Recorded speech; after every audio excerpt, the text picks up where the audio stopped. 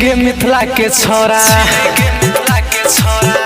हाँ छिए गे मिथिला के छोरा लेबो हम पटाई छिए गे मिथिला के छोरा लेबो हम पटाई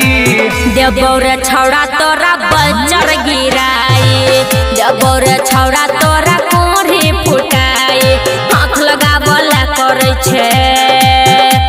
रे हाथ लगावला करे छे देबो रे फसाई हाथ लगावला करे छे देबो रे फसाई देबो रे छौड़ा तोरा बजर गिराई देबो रे छौड़ा तोरा कोढ़ी फुटाई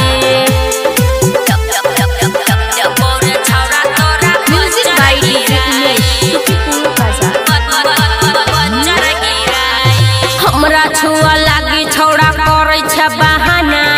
तोरा धरा देबो रे छौड़ा हम जेल खाना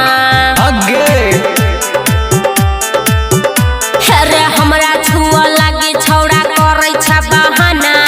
तोरा धरा देबो रे छौड़ा हम जेल खाना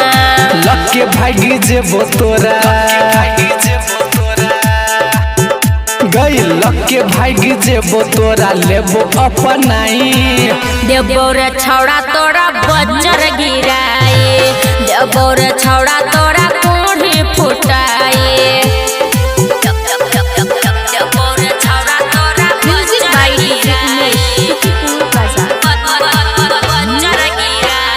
सुने रे इंद्रेश प्रेमी करे नहीं बलजोरी मिलतो नहीं तोरा कहियो प्यार वाला डोरी अगे सोचो सुने रे इंद्रेश प्रेमी करे नहीं बलजोरी मिलतो नहीं तोरा कहियो प्यार वाला डोरी लक्के भागी जेबो तोरा गई लक्के भागी जेबो तोरा लेबो हम पटाई देबो रे छौड़ा तोरा बजर गिराई देबो रे छौड़ा